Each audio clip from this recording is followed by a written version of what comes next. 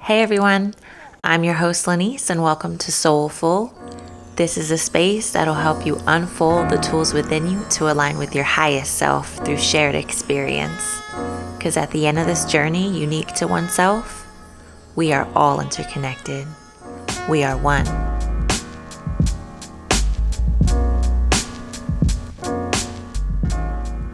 The dark night of the soul is an extremely difficult and painful period in a person's life.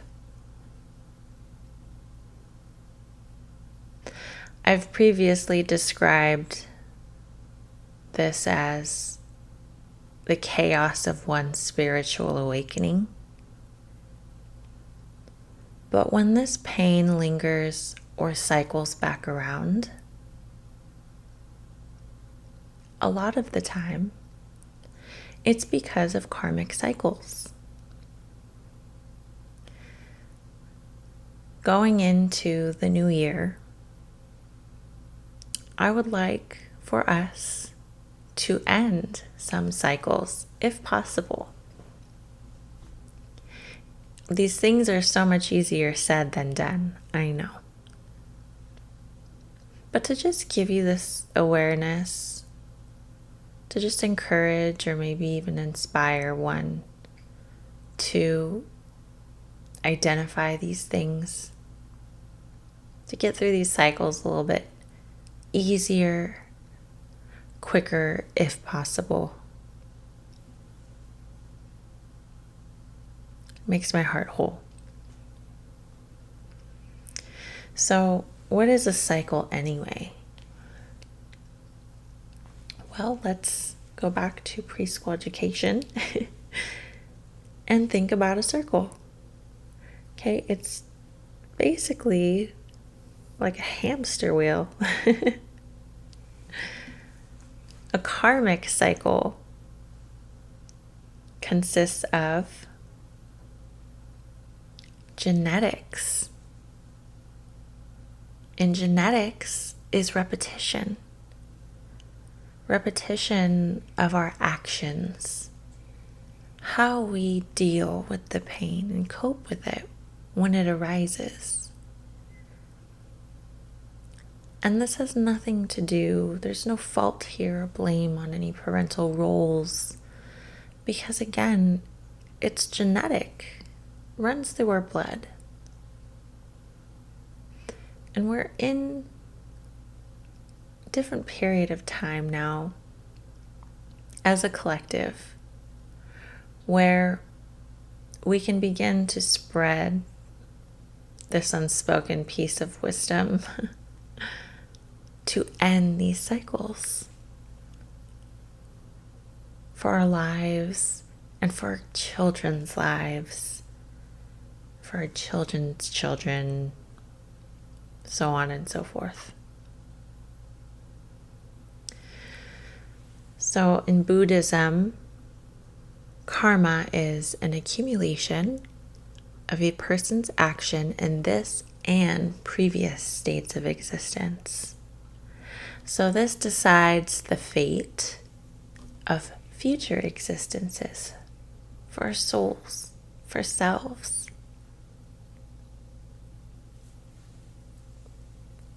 So if you don't believe in past lives or reincarnation, what this is basically saying is that in different stages of our life, we accumulate different energies based off of the actions that we make. And when we start to pick up on the same energies, could even be the same period of time from one year to the next, that's when we have a karmic cycle. And it's important to break those so that we can grow within ourselves.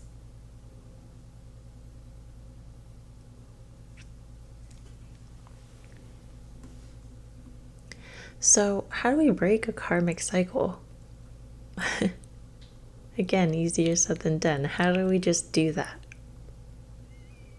Well, first, I was listening to a teaching by Sadhguru. If you haven't heard of him, he has an amazing book called Inner Engineering that I'm in the middle of reading right now, so definitely check it out. But I was listening to a teaching from Sadhguru,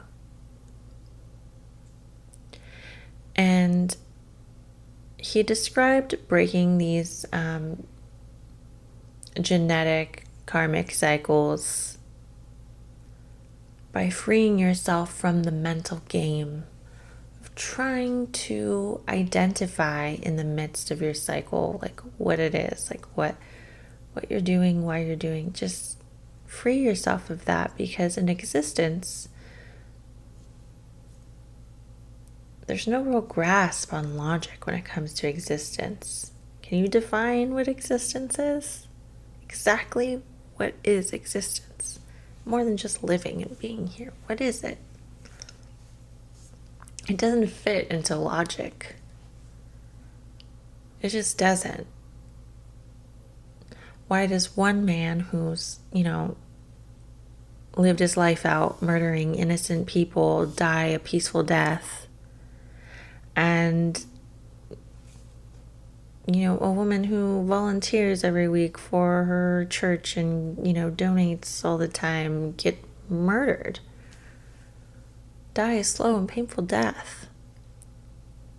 Where's the logic in that? There is no logic in existence.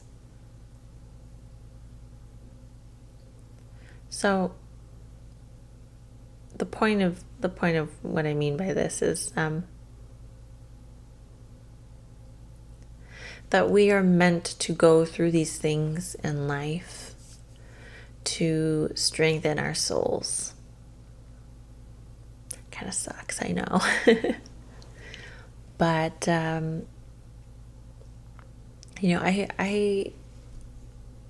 had my awakening, and with this awareness that I have,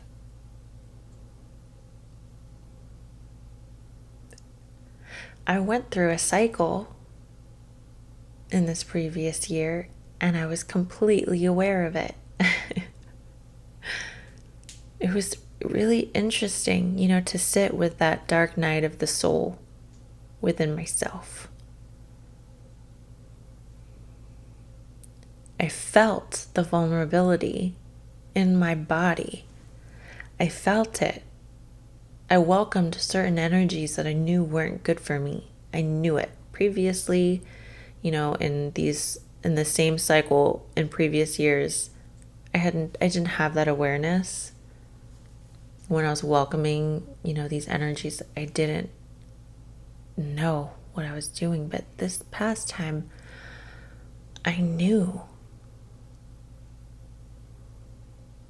And I was doing it anyway, because it's just what I had always done. But this time, it was different. I was learning how to regain my strength, if you will. So a lot of the time in these cycles, and it's going to be different for everybody. I could describe mine, but it's going to be different for every single person. What our cycles are. It could be with family members. It could be with personal relationships. It could be with work. It could be with your self-worth and how you talk to yourself. It could be anything. Okay? But when we're in the middle, when we're in the heightened moments of our cycles, I should say the lowest points of our cycles, you typically hear the phrase, "This is just the way I am." Because you've been living like that for so long. You do great and you feel like, this is it. life is fine, and then like something happens and the cycle comes back around and you handle life the same way you previously did, and you just fall and you think, this is just the way I am. This is just the way my life is going to be because this is the way I am. Well, it's actually just a really deep and long cycle. It won't be that way forever. Because one day, through one of these cycles, you're going to have this awareness of the same actions you've been doing during the same lows, and you're just going to know that you're not supposed to be doing that anymore.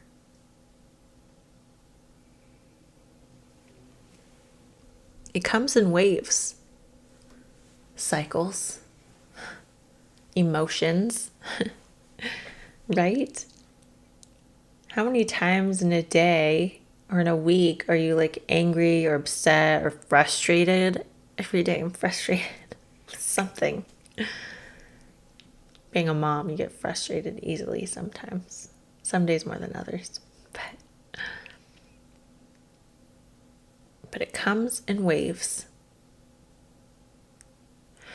It's interesting the way timelines work, because for me, it actually was the same point in time that I was feeling low in the previous year. And that was the first time I had ever noticed it. So I hope that for some people, by explaining this, it'll help you maybe identify, if there is a pattern in even timelines. I found that fascinating.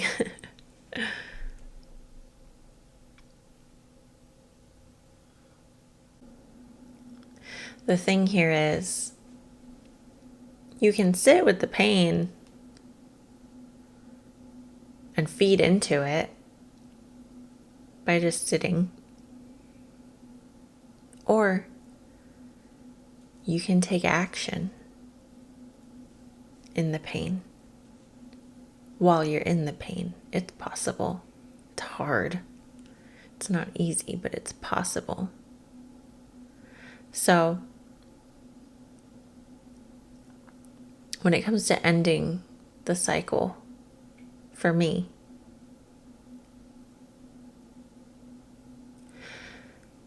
I find it fascinating because I have a very small circle of soul family, I call it. And it was when I had started to experience this cycle again, I could feel it coming on. I knew it was coming on, and I acknowledged it, I let it be there. But I was kind of fighting it, I was trying. And then we lost somebody in my soul family. And his name is Luis. He is my best friend's boyfriend.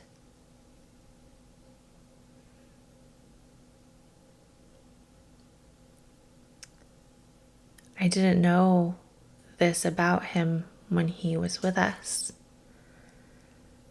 But that man would write.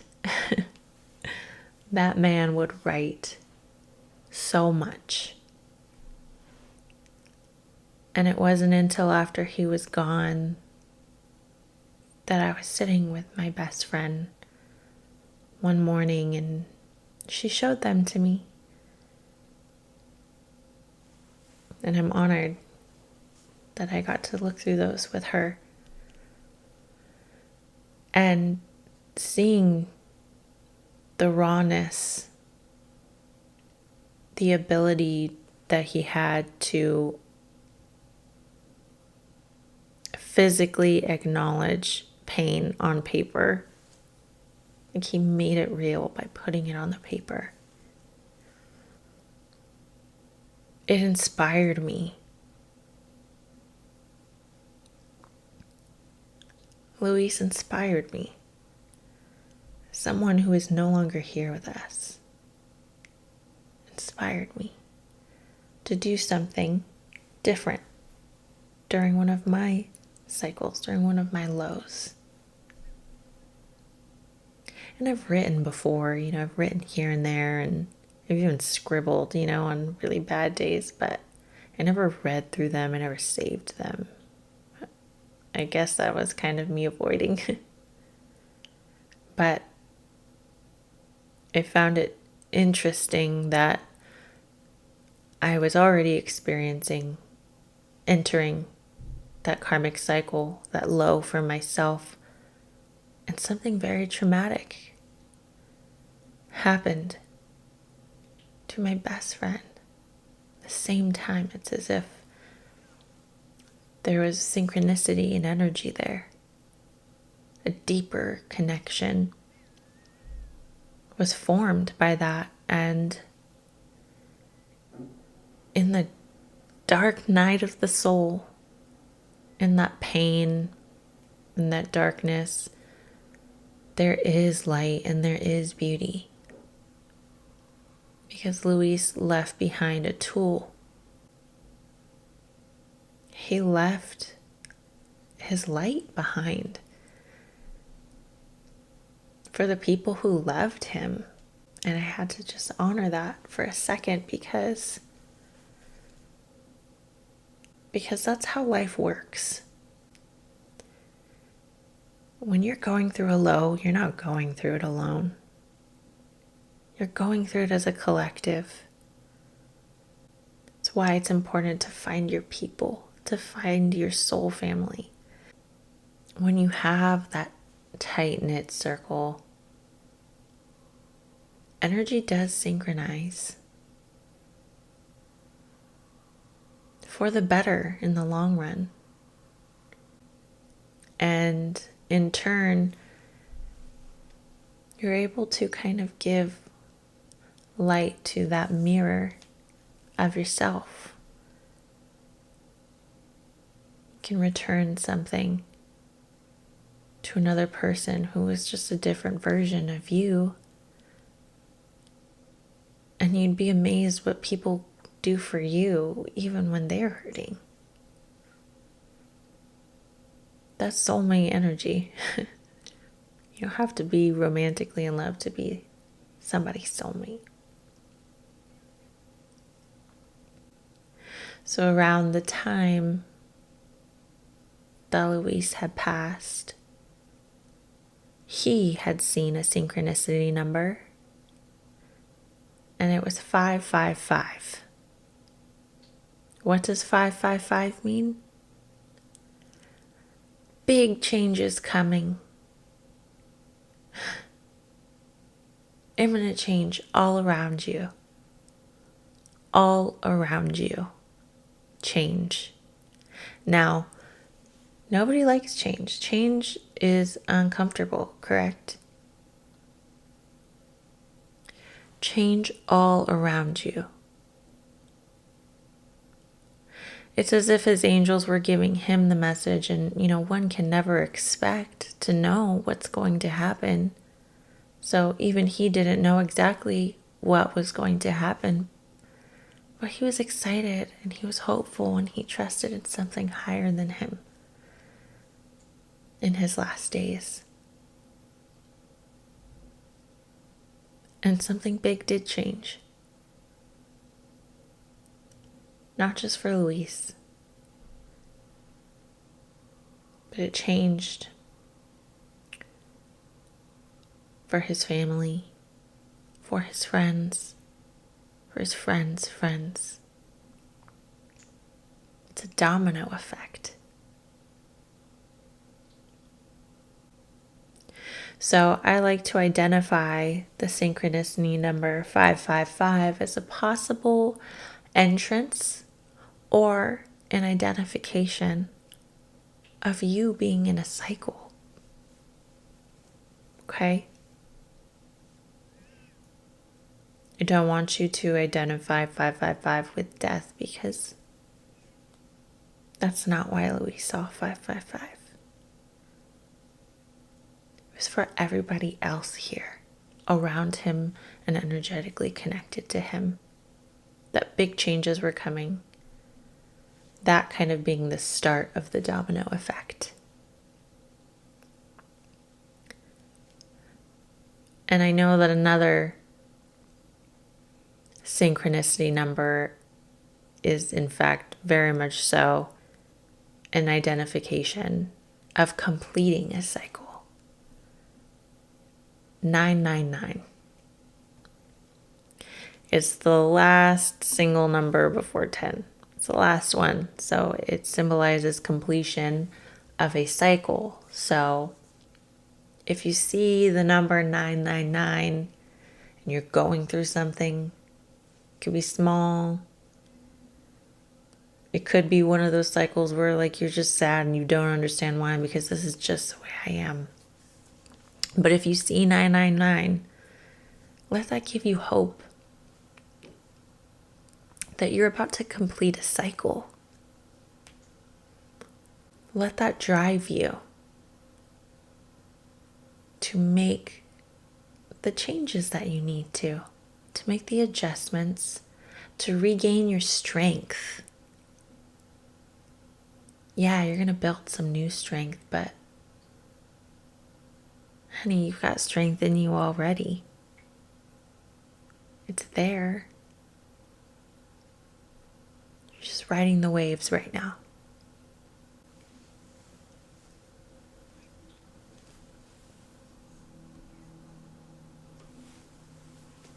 So during karmic cycles,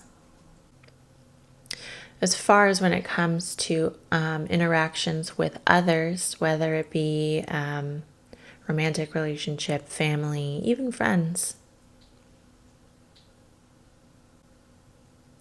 it's very important to acknowledge the behavior of the relationships during these cycles, so that you can complete your cycle and make those changes that you need to end certain things for yourself and able to elevate. So some relationships can look like codependency, otherwise known as basically caretaking for others. It could be based off of childhood traumas and childhood experiences. See, those things that goes back to the genetic coding of our repetition and coping and dealing with things. And we start to carry them in other relationships. And it's when you're in a vulnerable state, when that low vibrational energy can kind of match with yours, if you are not basically protecting yourself. And I don't want to say that, like, family is bad, family members are bad. Nobody is bad here, and nobody is wrong here. It's just that we are all going through different cycles at a time. All of us, all the time. As long as the seconds are going, we are all experiencing different cycles. With ourselves, with others. Some are long again, some are real short. But as long as we are taking action within that pain and not just sitting with it, then it's going to get easier with time. And before you know it, what once took you forever to get through is going to be so simple. You're just going to know, this isn't for me. I don't need to do this anymore. I'm going to protect my energy here. I love you, but I can't be here for you the way that you need. Boundaries. Boundaries. And yeah, just knowing your self-worth, I guess, like in the workplace and such. If you're feeling taken advantage of as such, that could be a cycle for you. Like, what are you dealing with at work? are you dealing with at home that doesn't align with your highest self, doesn't support that? And it's not that whoever's ensuing this, it's not that they're wrong or bad. They're going through their own cycle.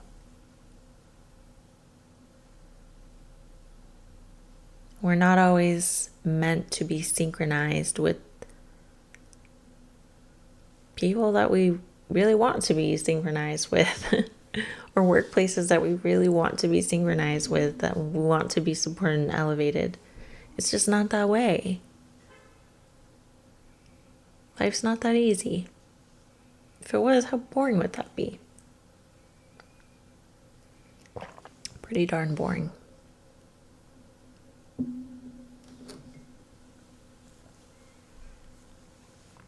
So,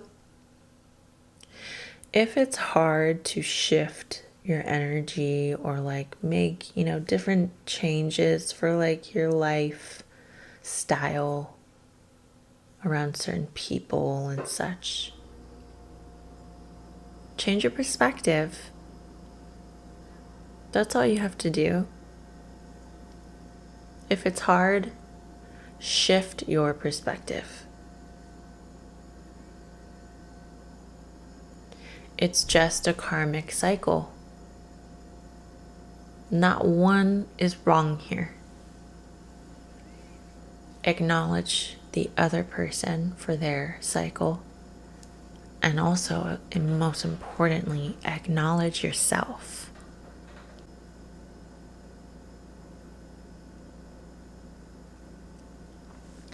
Why do these life cycles happen to us? These karmic cycles. Why do they happen to us? Well, life is strengthening the soul. It's making you stronger so that you don't have to repeat the same fate in future existences. How boring is that? I don't want to be stuck watching the same movie forever. Do you? No, thank you. Shift it. Listen to the signs. It's harder to do that in dark moments, I think. But if you want it, ask for it, and you shall receive it. That's so real.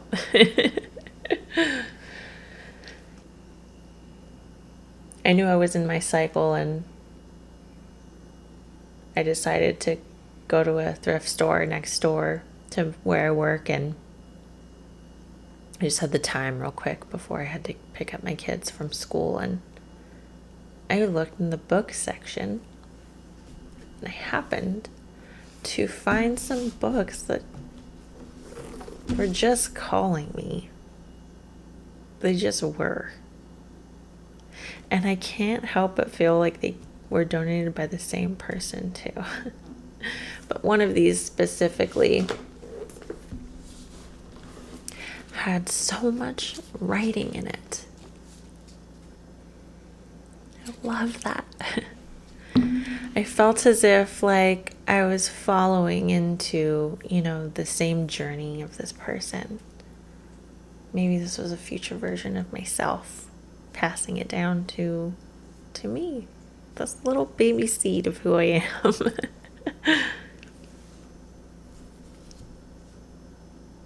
It's an Alanon book. For those of you who don't know what Alanon is, I didn't know what Alanon was, to be honest, but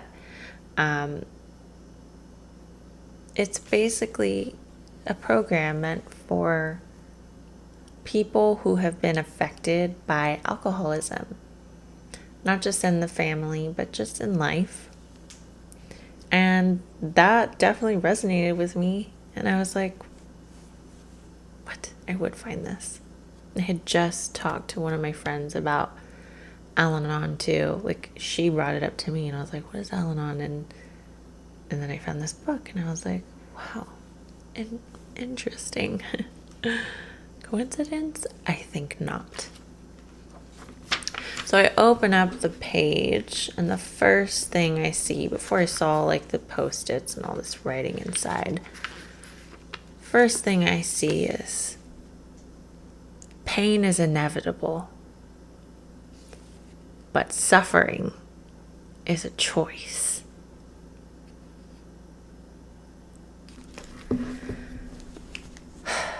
And I had to buy the book. It was like, I felt it in my heart, you know? I felt it in my heart. Because nobody else knew at this time, you know, that I was like fighting this. I don't think anyone else knew. Maybe a few people who know me on a very deep level could sense it, but I don't think anybody knew yet at this time. And I just felt so seen, you know, by a book. Some previous writings. Haven't started it yet because it actually starts in the new year, which is tomorrow. That's when I'm going to start it.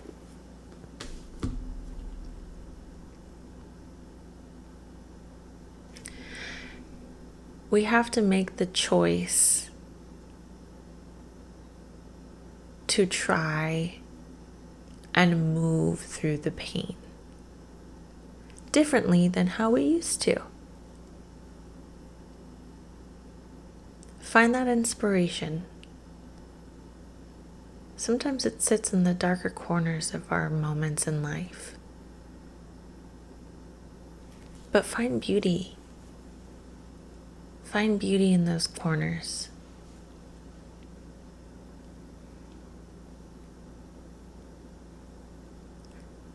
Like how I found inspiration through Louise's journals. Just seeing the consistency of it made me want to do that for myself.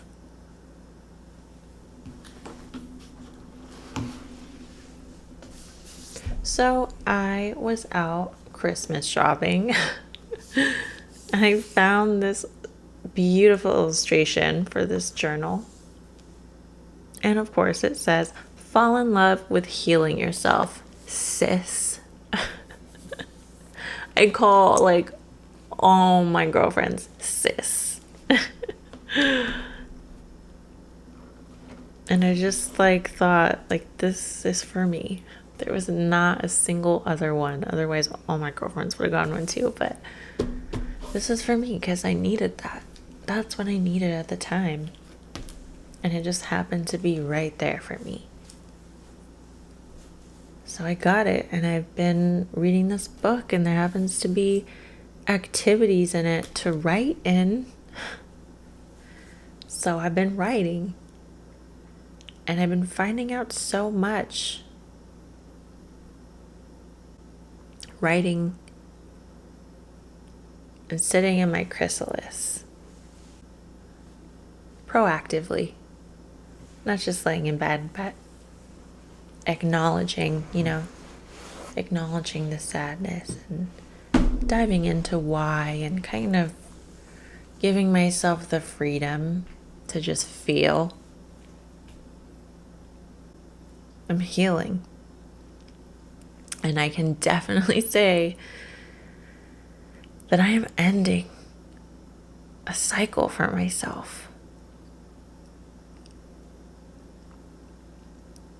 I've done things for myself the past few months that I really needed from myself.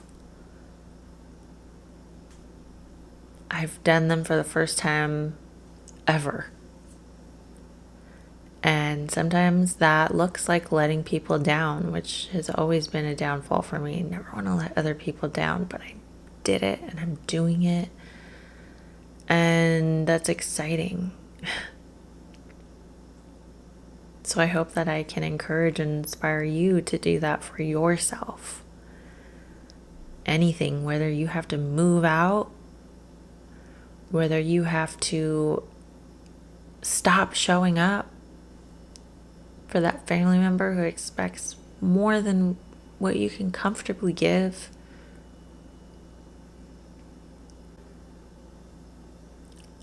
I'm just throwing out scenarios here so you can find that job that's going to appreciate you, give you the pay you deserve, give you that position that you're capable of.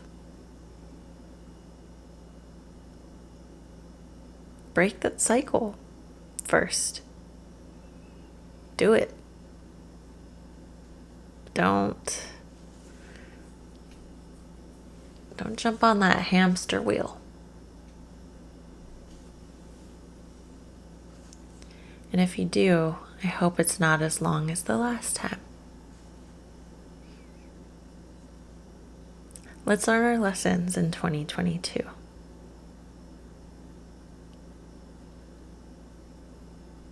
Let's identify the cycles,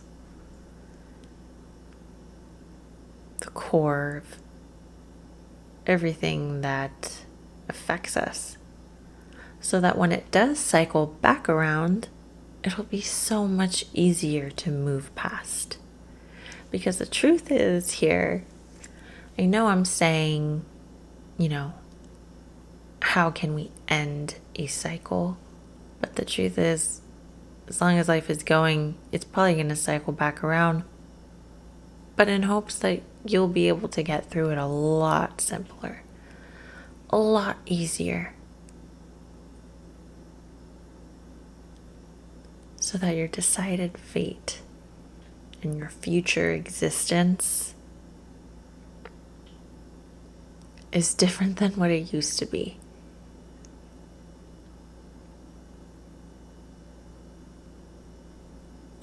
Read more, learn more, change for yourself when you're ready, because we cannot change others because they're going through their own cycles. We can only change ourselves. Let go of the roles. There's so much expectation behind roles of people. Someone that you look up to that's older than you can still be challenged in the same way that they were 10 years ago in a cycle, 20, 30, 40 years. I feel like that's something that is unfortunately a lot more common in our older generations because these things weren't spoken about in those times. I feel like mental health and psychological well-being and spirituality most definitely wasn't acknowledged, talked about in their time, in their prime years. So it becomes one of those situations where you can bring a horse to the water, but you can't make it drink. It's the same thing. And it's not just with older people. We cannot project our own lessons learned onto others. They have to experience it for themselves in their own unique way.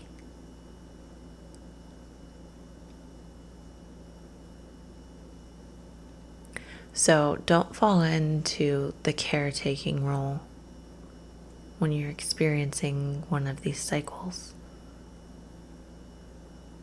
Don't become codependent. Don't get angry at others. Anger is a secondary emotion. Anger is a mask for an underlying emotion. Most of the time, I think it's sadness. I guess it can be in jealousy, envy,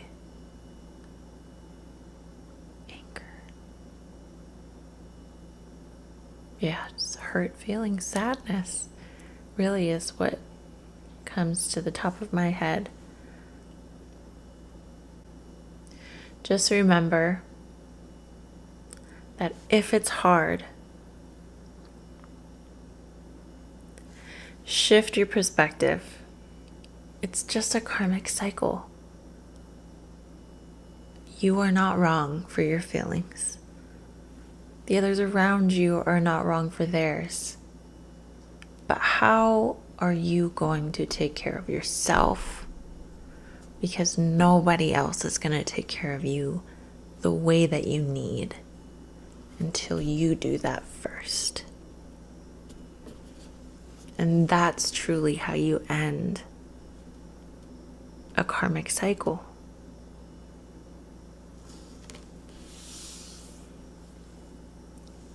So go as far back as you need to.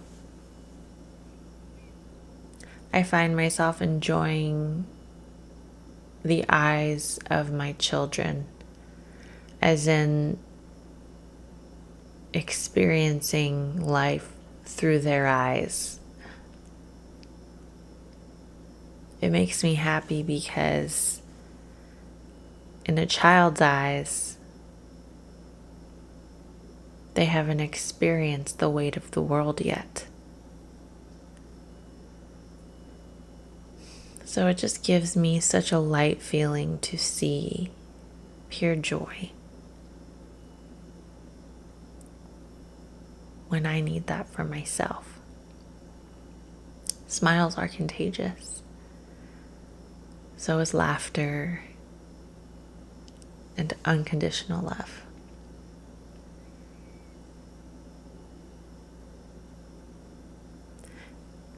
That's a big reason why I'm so grateful to be a mother.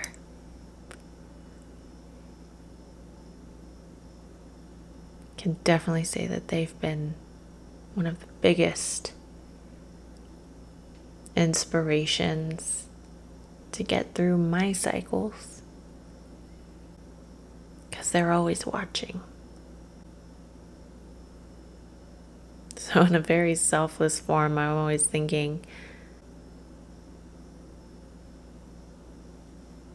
I don't want them to deal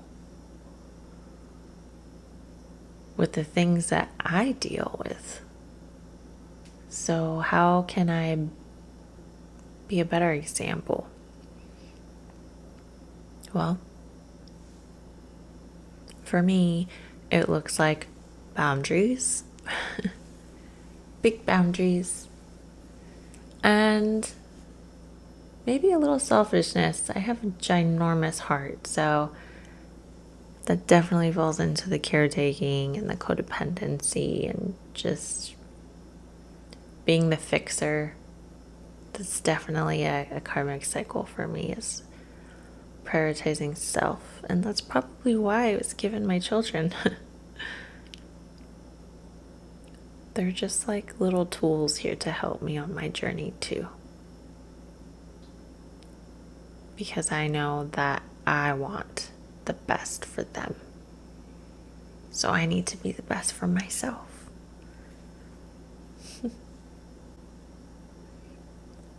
And if you don't have kids, even if you do have kids,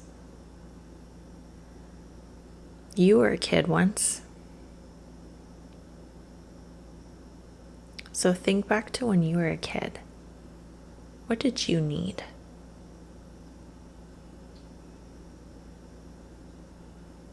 What did you need from your parental roles that maybe you didn't receive? Not at the fault of our parents or guardians. We can't think like that. Not anymore. Not if we want to break a cycle. But what did you need from them? Write it down. Please, I'm telling you. It's amazing what tangibly forming emotions can do for you. Because we feel so much, but to really make it physical, it does something. It teaches you, it helps you expand, it helps you identify the core issues and, what needs to be adjusted to realign with yourself. So end those cycles and accept the change. Just keep going. Put your foot down.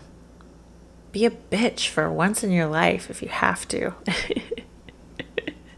For once in your life. Be an asshole if you have to. Defend yourself. If nobody did that for you when you were a kid, do that for yourself now. That's how you're going to end a cycle. For some of us, maybe we defend it a little too much. Maybe we have to soften. It's going to be different for everybody, I'm telling you. Basically, think in opposition, I guess, of what you traditionally do. What is the opposite of that?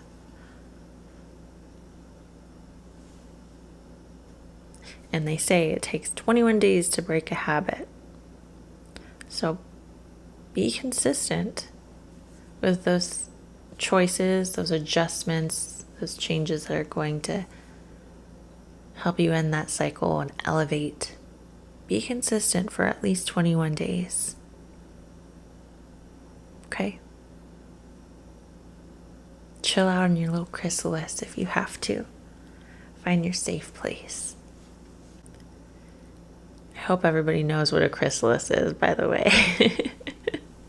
It's like the cocoon of the caterpillar when, they're evolving into a butterfly. And I love to use the butterfly as in like an analogy for spiritual awakenings, because they're literally transforming species, like from caterpillar to butterfly. It's beautiful, but the chrysalis also is a part of them. That's the difference between a cocoon and a chrysalis.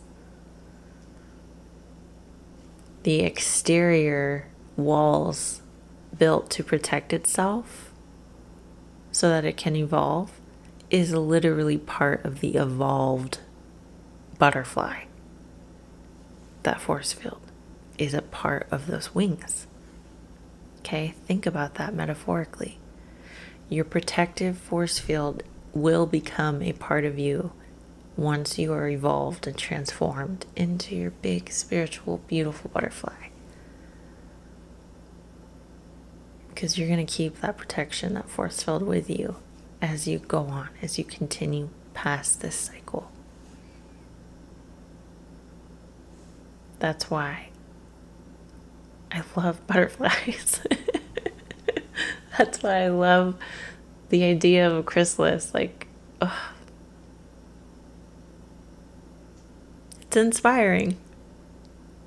Inspiration's all around you. You just gotta look. And with the sea turtle, patience again. Be patient with yourself, especially during those deep, long cycles. It's not meant to be easy the first time around. Having the awareness of the cycles. We can have a million cycles, but once you're aware of it, that's the first. It's like the first one. First opportunity to overcome it on a conscious level.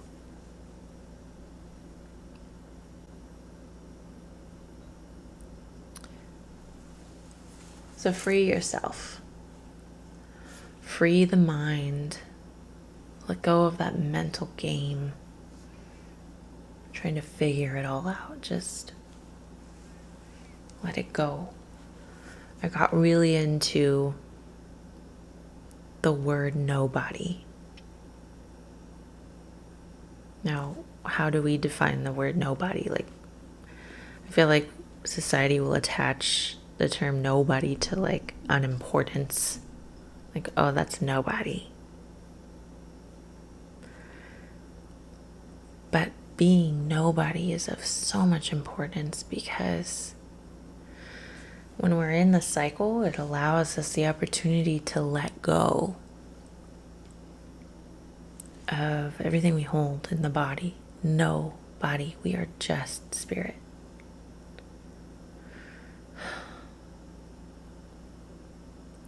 When I meditate, I visualize myself not being in a body. I am no body. And I'm able to see myself from a bird's view.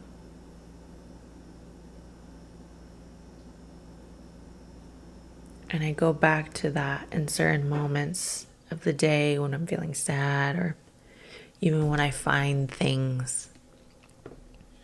Like, what's supporting me? What's making me feel low? What am I doing? What am I allowing around me that's supporting that low vibration? Because that needs to change. Seeing yourself from a bird's eye in no body helped me identify. And again, I'll say it again. If there's anybody, any people around you that you need to put up walls with, boundaries, release,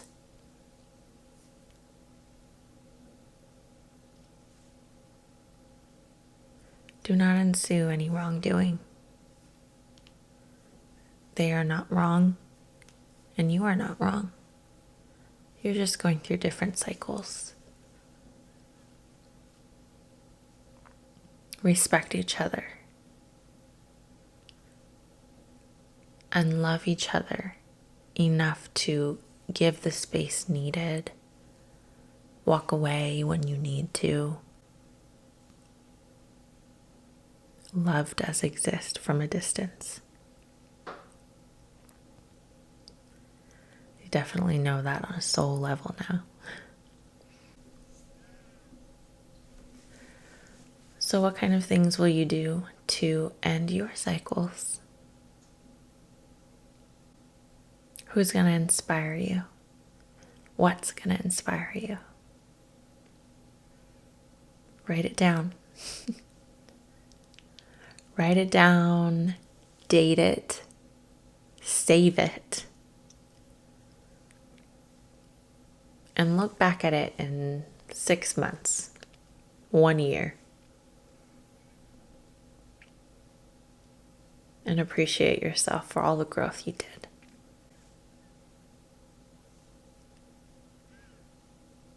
I can't wait to do that for myself. So to end this, I will give you a mantra that definitely helped me in regaining my strength back and regaining my higher level of self. Okay. I release any energies that do not support my higher self. And I ask for all of the energy that I deserve to be returned to me. Speak it, write it down, think about it. Be that mantra. Thank you for being with me today. If you felt this in your heart, in your soul, in your center, then please subscribe for more soulful messages. And most importantly, be somebody's angel today and share this episode. Until next time, Angelians, peace and love.